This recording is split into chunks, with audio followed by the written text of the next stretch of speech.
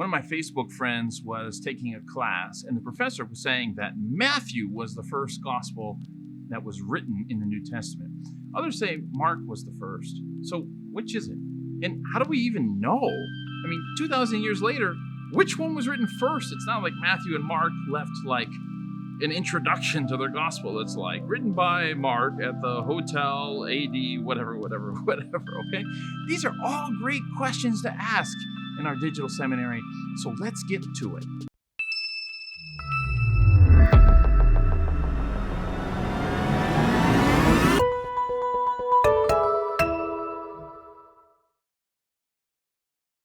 Welcome back to Peoria Adventist Digital Seminary. I am a pastor, not a seminary professor, but I did go to seminary, and I hope that this series of videos will deepen your understanding of Christianity and acquaint you with the kinds of conversations that happen in seminary, because I think they're important for all members of a church to be having. So the question about which was the first gospel gets at the heart of what scholars call the Synoptic Problem. And this Synoptic Problem is exactly what we're going to be talking about in this episode, and we'll deal with more of this question in the next episode, okay? So let me explain what the Synoptic Problem is. All right, Matthew, Mark, and Luke, they are called the Synoptic Gospels, which means seen together or something like that, because they share many of the same stories and sayings of Jesus, even using, at times, the exact same words. John, on the other hand, is just kind of off doing his own thing. There's no parables in John. For instance, John's style is radically different. He begins his gospel by talking about the logos or word, and he includes a lot of stories that the other gospel writers just don't have. In John, Jesus says that God so loved the world that he gave his only begotten son. It's the most famous saying of Jesus. It's beautiful. And I bet you've never stopped to wonder why Matthew, Mark, and Luke don't mention that saying at all. Like, that's a beautiful thing that Jesus said. It explains, in part, his mission on this earth, and nobody else mentions it except John. You think that would be a kind of an important thing, that if Jesus said that to carry that in all four gospels? So John is different. It's so different that 90% of what you find in John is unique to John. That is, it's not found in the synoptics. Now, by comparison, over 90% of Mark is also found in either Matthew or Luke or both. So it's clear that Matthew, Mark, and Luke had access to the same stories about Jesus, and John had his own way of doing things.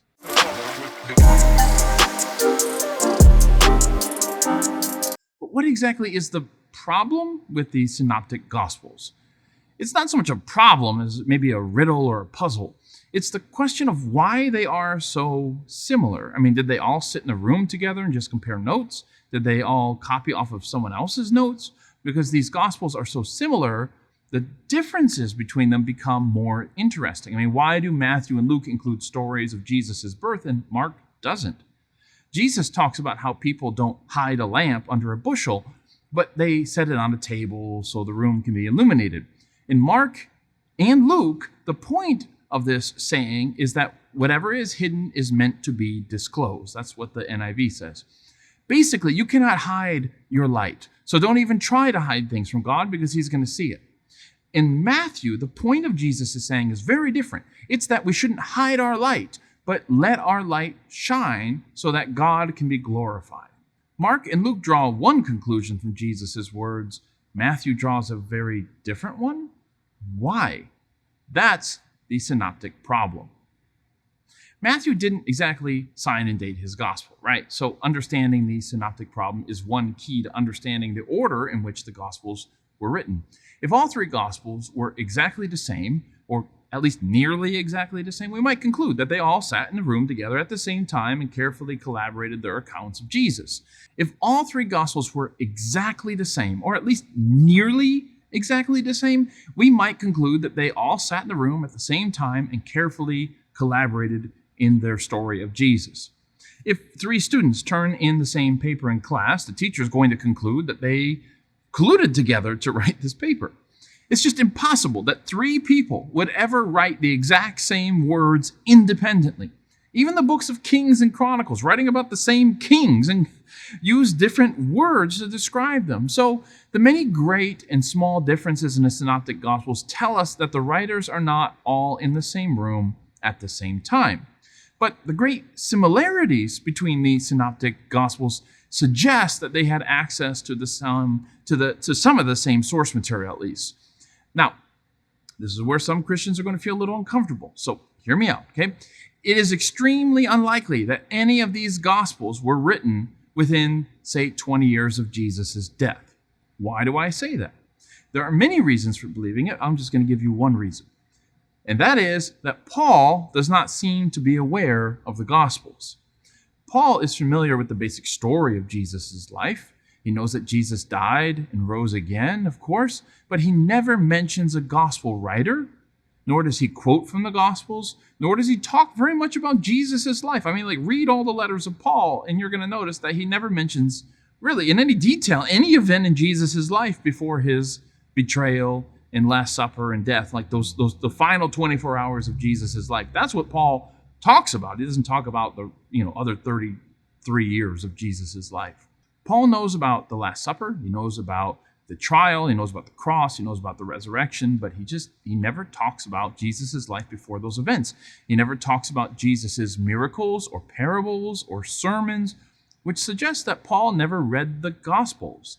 If the Gospels had been written and were circulating, one assumes that Paul would have read them and would have appreciated them, would have used them in the counsel that he offered to the churches that he was dealing with. So it seems that the Gospels either hadn't been written yet, or at least were not circulating anywhere near Paul or the people Paul was with, which seems very unlikely because the people Paul was with was Peter, and he had dealings with James, and he had dealings in Jerusalem, not just the Greek world. So, if the Gospels are circulating, it seems that Paul would have found them at one point or another. It seems that maybe the churches he dealt with would have asked questions about the Gospels, but none of that ever comes up in the writings of Paul. Therefore, we can conclude with great certainty, maybe not 100% certainty, but great certainty, that the Gospel accounts were probably written after Paul. That means that decades passed in between the death of Jesus and the writing of the Gospels. How then did these stories of Jesus survive during those years? Well, they were told. Peter told someone who told someone who told someone. This is what Peter is doing, by the way, in Pentecost in Acts 2, right? He's talking about Jesus, he's sharing the story and what that story means. And that's why not every gospel writer was a disciple of Jesus. But they heard the stories and they wrote them down, like Luke. Why didn't the disciples just write down the story immediately after the resurrection, or at least after the ascension of Jesus? Maybe they expected Jesus to come soon and didn't think it was necessary to write anything down. Then maybe they started getting older or even died, and others realized the importance of writing this stuff down. Or maybe the church just started growing among different ethnic groups and different nations, and they realized, everybody can't come to Jerusalem to sit at Peter's knee and hear the stories again. We need to write something down, something that can be copied and passed around. Whatever the reasons for writing the Gospels, they weren't written down right away. When they were written, they were based on something. Either they were there with Jesus, there's an eyewitness in the case of Luke, it was somebody who did some interviewing, did some research, collecting the stories that were already being told and compiling them into a gospel account. Now, research cannot account for all of the similarities between the synoptics. As I said, in some places they are word for word the same. That's not the work of three independent researchers. So let's say three people come to my house and they ask me to tell the same story about my hike through the Grand Canyon. One comes on Monday, one comes on Tuesday, one comes on Wednesday. And let's say that they write down every single word I say. Now, if I tell the same story 3 times, even on 3 consecutive days, I'm probably going to tell it a little differently each time. How then did the synoptics use, on occasion, the exact same words? This is why many scholars think there was a written document known as Q or something else, multiple written documents even, that all 3 gospel writers used as a source in writing their gospels. Now, not everyone accepts the Q hypothesis, and we have never found any Q document, okay, that deserves to be said.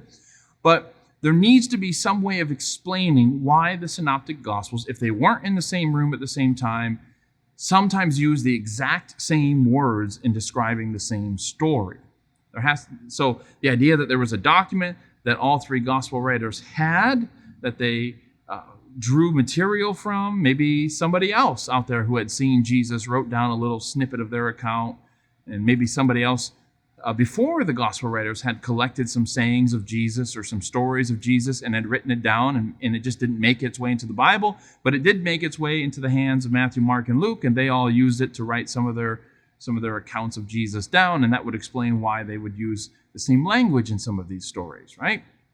Now, the fact that 90% of John is unique clearly shows us that there were more stories of Jesus out there than Matthew, Mark, and Luke included.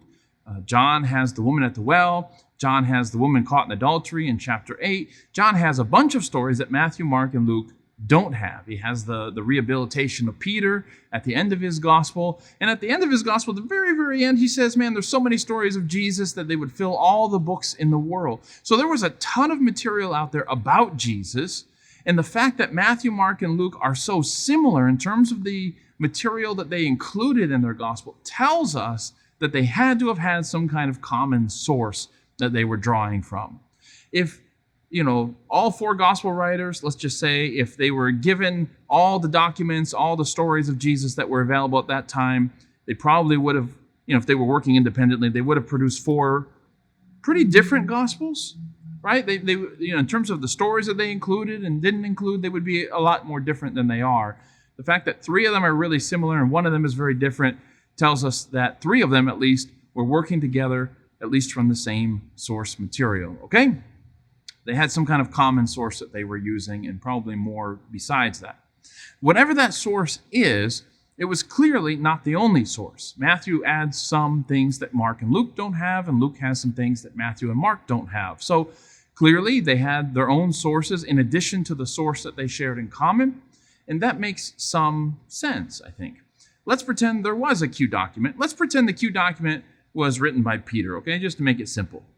In that case, Peter wrote down a brief memoir of what he remembered about Jesus. Matthew and Luke would come along at different times, saying that they were writing their own account, and they would ask for a copy of Peter's memoirs. But Matthew and Luke don't just rely upon Peter's memoirs, they also do their own research, asking other people. They find eyewitnesses and ask them questions. Matthew finds some witnesses that Luke doesn't, and Luke finds some witnesses that Matthew doesn't, and that's why their accounts are a little bit different.